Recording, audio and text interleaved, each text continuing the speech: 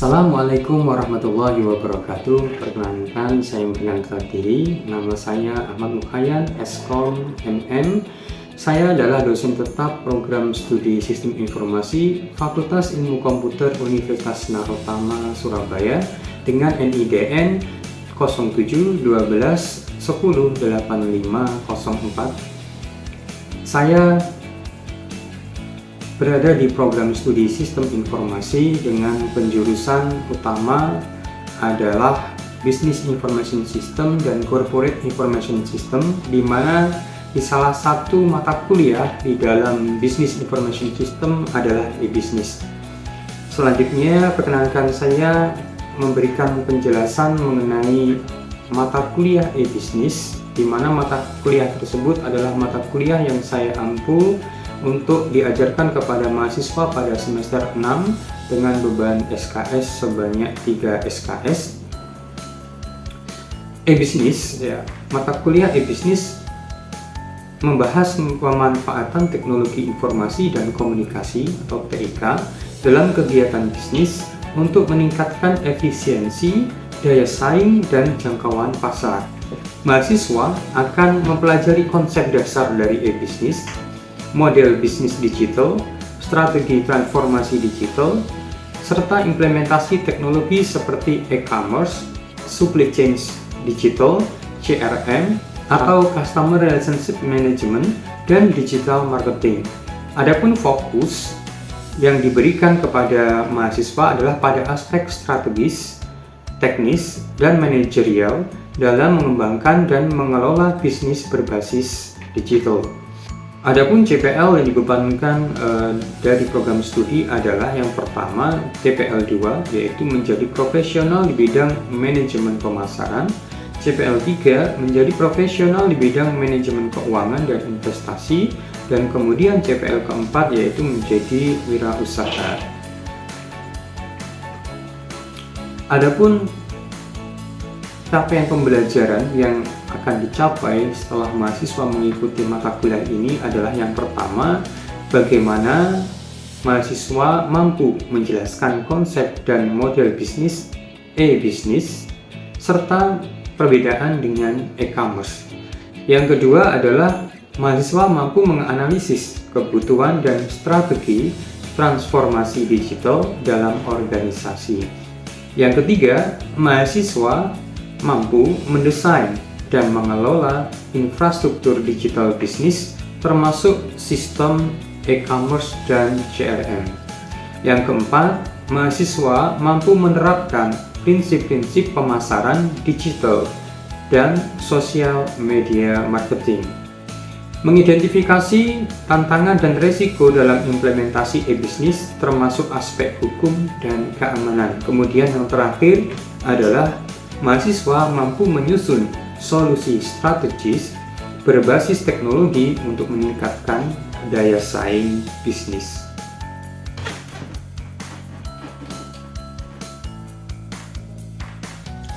Mata kuliah e-bisnis ini dilaksanakan 16 kali tatap muka pertemuan dengan bahasan yang pertama adalah pengenalan atau introduction to digital business and e-commerce.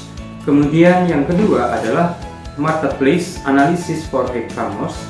Yang ketiga adalah di pertemuan ketiga managing digital business infrastructure. Kemudian pertemuan keempat adalah e-environment. Pertemuan kelima digital business strategy. Kemudian di pertemuan keenam supply chain management. Di pertemuan ketujuh adalah pembahasan mengenai digital marketing dan sosial media. Di pertemuan ke-8 dan ke-9 itu ada pertemuan membahas mengenai e-procurement. Di pertemuan ke-10 materi yang akan diberikan adalah customer relationship management. Di pertemuan ke-11 chain management. Di pertemuan ke-12 analisis dan desain, dan di pertemuan ke-13 dan 14 bahasan yang diberikan adalah digital business service implementation dan optimization. Adapun metode pembelajaran yang diberikan kepada mahasiswa adalah berbasis Student Centered Learning atau SCL, di mana proses pembelajarannya dimulai dengan memberikan kuliah, kemudian diskusi tanya jawab, serta diberikan kesempatan untuk memberikan tanggapan dari sisi mahasiswa berupa presentasi baik itu individu maupun kelompok. Kemudian pembelajaran yang kedua adalah PBL, Project Based Learning, di mana mahasiswa akan diberi penugasan sesuai dengan bahasan materi yang diberikan. Adapun penilaian yang digunakan untuk mengevaluasi hasil pembelajaran adalah yang pertama dari keaktifan mahasiswa dari presensi perkuliahan itu 10%, kemudian tugas baik itu tugas kelompok maupun individu 15%, kemudian ada kuis sebanyak 5%, kemudian UTS memiliki bobot 30% dan UAS memiliki bobot 40%. Demikian penjelasan singkat saya mengenai mata kuliah e-bisnis. Untuk selanjutnya, perkenankan saya memberikan contoh video pengajaran yang disampaikan pada pertemuan ke-7 dengan pokok bahasan digital marketing dan sosial media.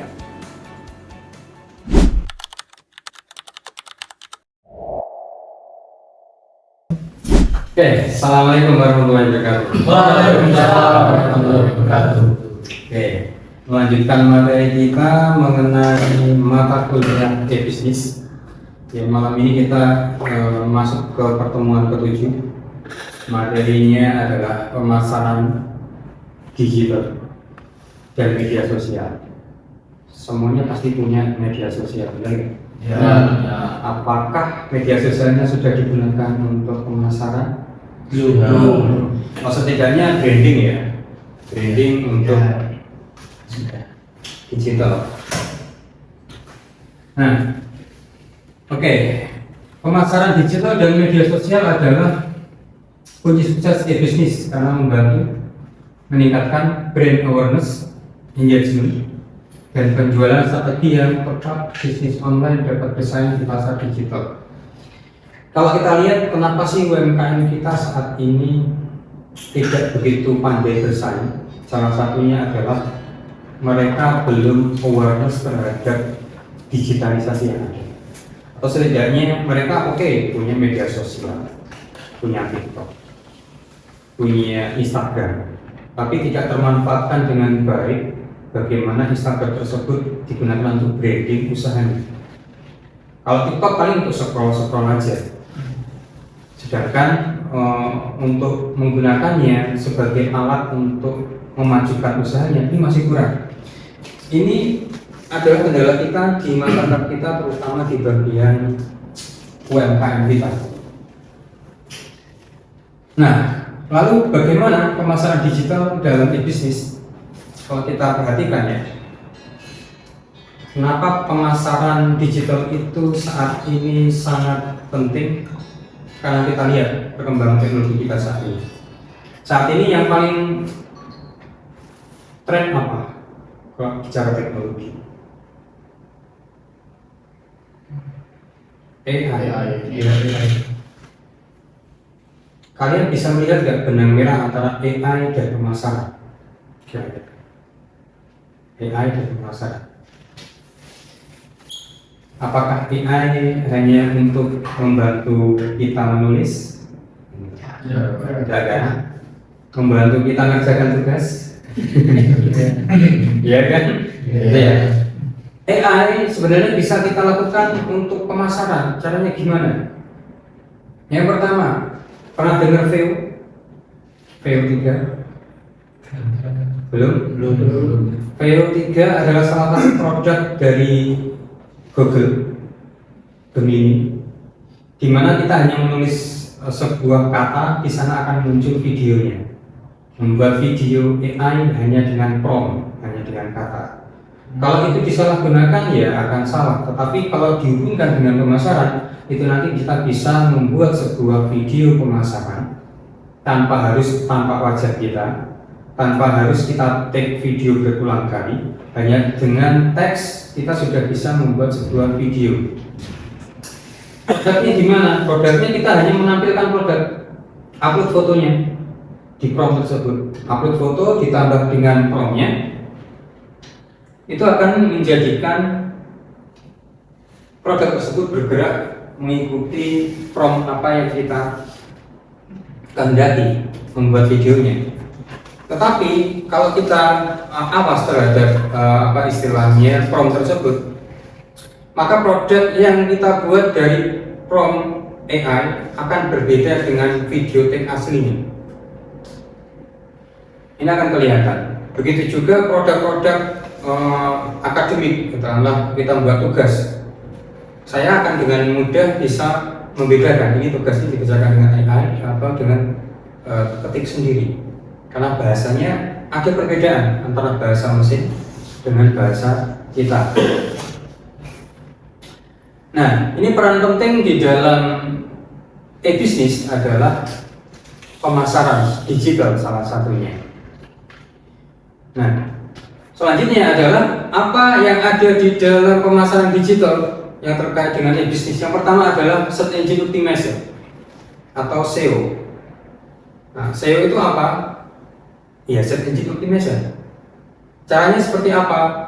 Kalau kita pernah lihat mencari di Google Search Engine, kemudian kita mencari Narotama, munculnya di paling atas. Nah, ini adalah peran serta Search Engine. Nah, kalau dari sisi pembuatan web itu nanti ada di sisi heading 1, heading 2, description, keyword. Nah, itu nanti masuk kepada Search Engine Optimization. Tujuannya apa? Meningkatkan visibilitas, kemudian menggunakan kata kunci yang benar, kemudian optimasi konten. Ini adalah fungsi dari SEO. Fungsi yang lain mungkin ada di media sosial kita. Kalau kita membuat media sosial branding, kemudian agar itu mudah ditemukan, kita pakai hashtag. Itu adalah salah satu teknik untuk SEO juga. Yang kedua adalah konten marketing. Nah, membuat konten berkualitas. Awal-awal tahun 2000, 2004, 2005, SEO itu bekerja untuk bagaimana kita membuat sebuah blog yang baik, video yang baik agar bisa banyak ditemukan oleh masyarakat. Tetapi sekarang sudah bergeser. Ya, konten marketing itu tidak sekedar blog, video, infografis. Bahkan, gitu ya, kalau di marketing, gitu ya, di marketing itu ada yang namanya hook. Hook itu adalah tampilan beberapa menit pertama dari sebuah konten. Mungkin ada yang pernah lihat Rossi miring kemudian jatuh. Setelah itu ternyata bukan Rossi lagi yang muncul, ternyata iklan yang lain.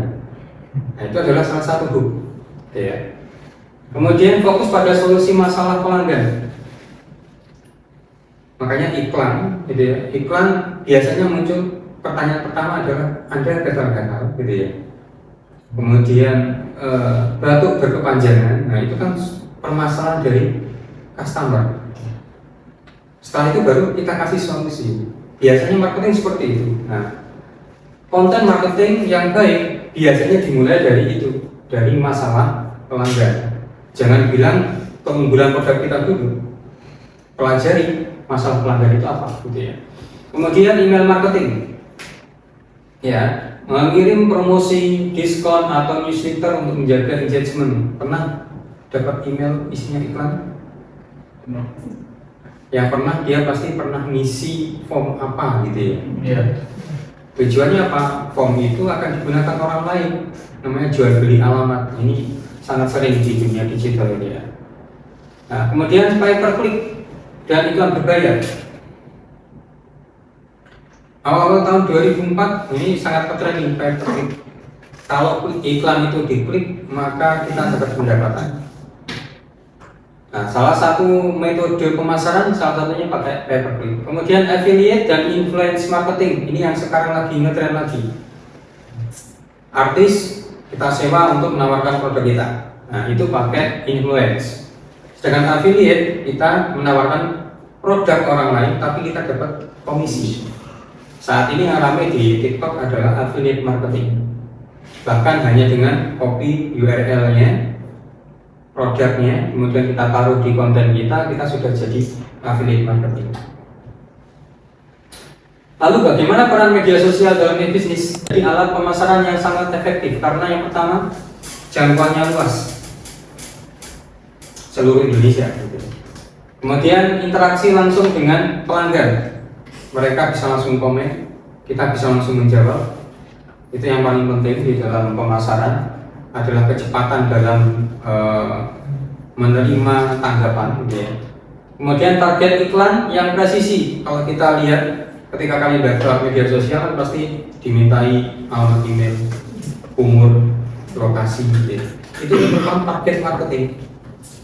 Nah, dengan info-info tersebut, maka iklan itu bisa sangat presisi. Mau ditujukan ke siapa? Ke kalangan umur sekian sampai sekian, ke kawasan hanya Jawa Timur, kemudian ke daerah tertentu gitu ya. Katakanlah kayak Narotama mau iklan nih pendidikan, iklan kemana? Daerah Jombang, ya khusus daerah Jombang. Iklannya akan muncul dari pengguna sosial yang dari asalnya Jombang gitu ya. Nah itu peran media sosial, kita bisa target marketing yang lebih presisi gitu ya. Platform media sosial yang populer untuk bisnis salah satunya Facebook dan Instagram, TikTok gitu ya. Facebook itu mungkin dulu media sosial kemudian berkembang menjadi Google Ads yang saat ini ramai lagi Google Ads gitu ya. Artinya banyak konten-konten kreator yang masuk ke sana hanya untuk mendapatkan pendapatan. Ya. Instagram awalnya juga gitu, media sosial, sekarang juga bisa untuk jualan. TikTok efektif untuk promosi kreatif melalui video pendek. Jangan harap di TikTok itu ada video yang berjam-jam, gitu. Paling lama 1 menit, 2 menit gitu ya. Kemudian LinkedIn, ini ada B2B. Tujuannya apa? Ini semuanya sudah punya LinkedIn belum? Beda. Tujuannya apa? Ini itu nomor perusahaan. Nomor pekerjaan. Nah, sebenarnya itu adalah branding, awareness. Jadi kalian pernah ngerjakan apa, tulis di sana. Pernah punya proyek apa, tulis di sana. Ya. Perusahaan mungkin nanti akan minta tuh media sosial. Seperti pengalaman saya beberapa waktu lalu ketika mau melamar CPNS, gitu ya. Sama direkturnya saya ditanya media sosial Facebooknya apa, alamatnya apa, dibuka. Di sana organisasinya pernah ikut grup apa saja. Itu ketahuan. Gitu. Orang ini punya kecenderungan apa? Ini sekaligus bisa jadi senjata, sekaligus bisa senjata makan tuan kalau kita nggak hati-hati gitu ya. Nah, tapi kalau khusus LinkedIn ini khusus untuk bagaimana kita membranding diri sehingga bisa istilahnya memiliki kemampuan yang bisa kita tawarkan. Kemudian Pinterest. Nah ini untuk melihat trending topik atau inspirasi visual. Sekarang yang trending apa kita bisa lihat dari Twitter. Kemudian kita buat konten marketing yang menjurus ke sana. Nah, salah satunya itu. Nah, kalau tadi kita sudah kenal media sosialnya, sekarang strateginya seperti apa? Yang pertama strateginya adalah konten menarik, ya, mulai dari foto, video, reel, story yang menarik mungkin, semenarik mungkin. Ya. Kemudian interaksi aktif, respon cepat, ya. Nah itu mungkin bisa diangkat dulu. Oke.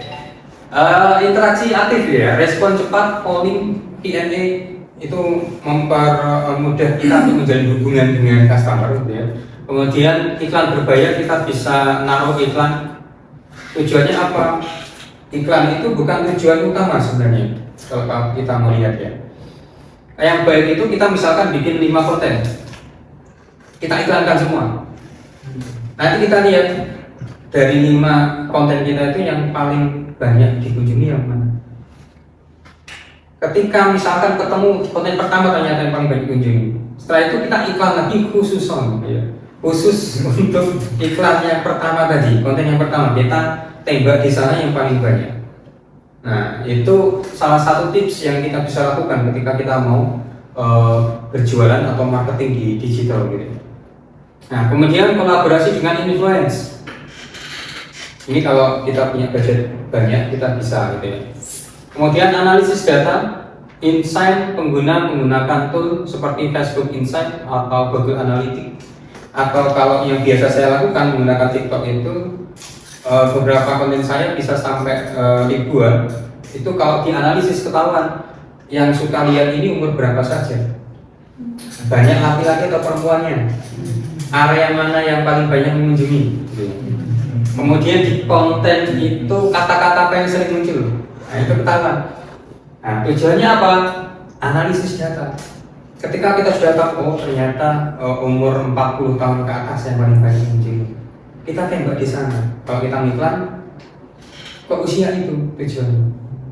Nah itu salah satu ya.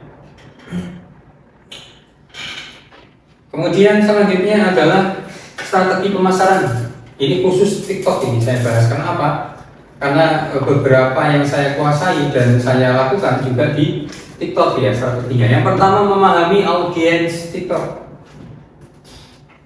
Mayoritas pengguna TikTok adalah generasi Z dan milenial ya. Kalau sekarang kan Gen Z, Z itu Z itu, Gen Z. Nah, yang dulu awal-awal TikTok muncul kan orang nari-nari semua tuh. Nah sekarang sudah bergeser nih. Kalau kita lihat di TikTok banyak yang jualan. Ya. Kita lihat umurnya 16 sampai 34 tahun pengguna TikTok. Kemudian bagaimana cara kita membuat konten agar menarik bagi usia tersebut, itu yang jadi tantangan. Ya, kemudian konten harus menghibur, kreatif dan otentik, bukan sekedar promosi. Kalau promosi banyak, ya. Tetapi kalau untuk membuat konten yang menghibur, kemudian kreatif itu jarang. Pernah lihat kontennya Hasan Sule, tahu nggak Hasan Sule? Orang yang seolah-olah blow on gitu ya, kontennya lucu-lucu, tapi sebenarnya brandingnya bukan itu. Ya, brandingnya apa? Dia sengaja membuat seperti itu agar banyak penonton, agar banyak pengunjung. Setelah itu apa? Ternyata dia diundang untuk branding produk perusahaan besar. Tujuannya itu bukan langsung ke kontennya, tetapi ke brandingnya dia.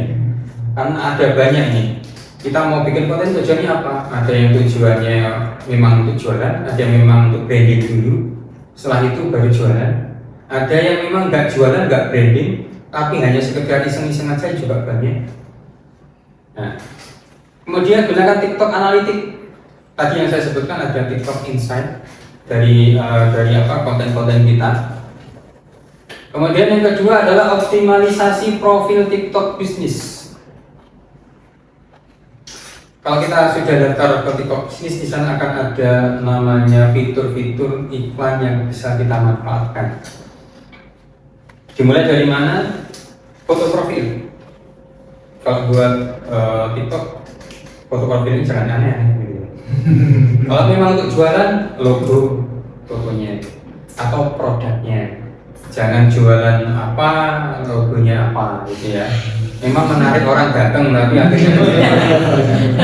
akhirnya kecewa kan. Kita banyak menemui seperti itu gitu ya. Tampilan awalnya gini, tapi ketika masuk oh bukan. Padahal harapan kita iya gitu. Harapan kita iya. Nah, profil menarik dari foto profil, kemudian bio-nya jelas. Kalau punya website, linkkan websitenya. Kalau punya Shopee, linkkan ke Shopee-nya. Kalau ada Tokopedia, linkkan ke Tokopedia-nya. Tujuannya apa? Memang tidak closing di TikTok, tapi closingnya di Tokopedia, seperti ya. Gunakan username yang konsisten dengan brand lain. Kalau punya Instagram, punya Facebook, punya Tokopedia, punya TikTok, ya brandnya sama. Jangan kalau di Facebook namanya apa, di TikTok namanya lain gitu ya. Nah itu nggak cocok gitu. Itu saran untuk strategi pemasaran di TikTok ya untuk bisnis. Selanjutnya adalah yang ketiga, konten viral dan trending. Nah TikTok itu mengutamakan konten yang trending, kreatif. Kalau ramai itu didukung sama TikTok. Tapi kalau konten kita jarang ada yang lihat, biasa-biasa aja ya. Enggak, sama TikTok itu enggak dipasarkan gitu. Contoh saya punya media sosial di TikTok, kontennya tentang Sengguni ya, tahu Sengguni? Itu karakter yang suka ngomong sana ngomong sini. Nah itu kan menyentuh apa istilahnya masyarakat itu tersentuh oleh orang seperti itu. Akan ada banyak yang komen, ternyata banyak yang komen sampai saat ini pun masih naik itu konten saya. Gara-gara apa? Ada yang merasa jadi korbannya, ada yang tetangganya modelnya seperti itu. Gitu ya. Itu sangat bagus gitu ya. Nah, lihat dari sana gitu ya. Kemudian yang keempat adalah memanfaatkan fitur TikTok tadi, iklan yang ada, kemudian fitur-fitur yang lain gitu ya. Ada TikTok Live, ini sangat berguna. Kemudian gunakan hashtag. Pengalaman saya ada 5 hashtag yang bisa kita gunakan. Kemudian yang keenam adalah konsisten dan analisis performa dari insight konten tadi.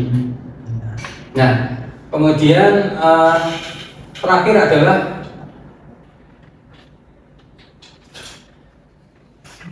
contoh sukses pemasaran di TikTok. Contohnya adalah brand lokal, ada Scarlett Whitening ya, dengan berbagai keunggulannya gitu ya.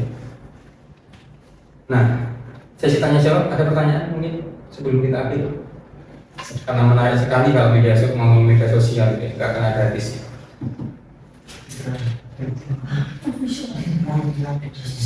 Ini nanti yang jadi tugas selanjutnya ya teman-teman, mungkin dibagi 2 kelompok, masing-masing bikin akun media sosial. Saya sarankan TikTok, kemudian bikin konten yang konsisten selama 1 hari, itu 3 konten selama 7 hari berturut-turut. Itu salah satu teknik untuk bisa kaya, atau bahasanya FYP. Oke, ada pertanyaan? Belum? Oke, kalau belum ada pertanyaan, kita sambung di pertemuan berikutnya dengan pembahasan yang lebih menarik lagi, terutama kita bicara mengenai bisnis. Ya, kurang lebihnya mohon maaf, semoga bermanfaat. Kita akhiri. Assalamualaikum warahmatullahi wabarakatuh. Waalaikumsalam warahmatullahi wabarakatuh. Demikian video pembelajaran yang kami berikan pada pertemuan ke-7 untuk mata kuliah e-bisnis sebagai salah satu prasyarat dan pelengkap untuk penyataan diri dosen dalam unjuk kerja Tridharma Perguruan Tinggi PDD UKT PT.